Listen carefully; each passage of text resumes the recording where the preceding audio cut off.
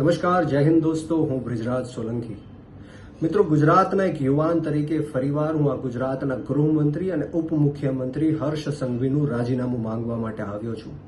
કારણ કે આ ગાંધી અને સરદારનું ગુજરાત છે. આ ગુજરાતની અંદર દારૂબંધી છે, નશાબંધી છે, છતાં પણ ગુજરાત વિધાનસભામાં આંકડો આવે છે કે 14 લાખ કરતા પણ વધારે ગુજરાતીઓ નશીલા પદાર્થોના બંધાણી બન્યા છે. એમાં 12 લાખથી વધારે પુરુષો છે અને 2 લાખથી વધારે મહિલાઓ પણ છે. અને અમદાવાદમાં જે ખાનગી અને સરકારી રિહેબ સેન્ટરો છે એમાં સંખ્યાઓ ખૂબ વધી રહી છે. મહિને 600, 700 લોકો લાઇનમાં ઊભા હોય છે. આ તો માત્ર અમદાવાદના આંકડાઓ છે.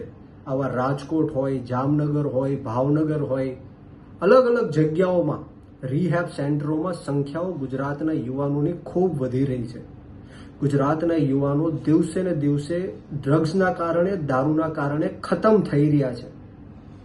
વિધાનસભાના આંકડાઓ એવું કહે છે કે 2 વર્ષમાં ગુજરાતની અંદર 3162 કિલો ડ્રગ્સ પકડાણું અને 1 વર્ષમાં 260 કરોડ રૂપિયાનો દેશી અને વિદેશી દારૂ પકડાણો.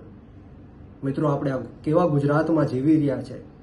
એક બાજુથી મુન્દ્રા પોર્ટ હોય, કંડલા પોર્ટ હોય, પોરબંદર હોય, પીપાવાવ હોય, આ એન્ટ્રી પોઈન્ટ બની ચૂક્યું છે. અને ગુજરાત આખા દેશના ડ્રગ્સ માફિયાઓ માટે એક સ્વર્ગ સમાન બની ચૂક્યું છે.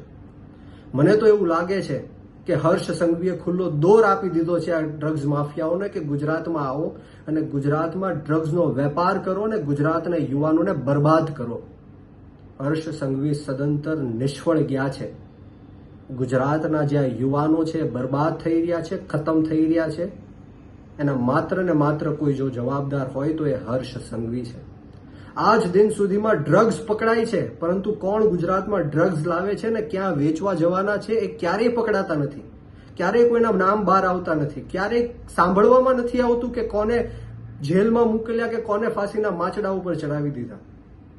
આ 100% એવું લાગી રહ્યું છે કે આમાં ભ્રષ્ટ પોલીસ અધિકારીઓ પણ ઇન્વોલ્વ છે અને ભ્રષ્ટ નેતાઓનું પણ આમાં ઇન્વોલ્વ છે.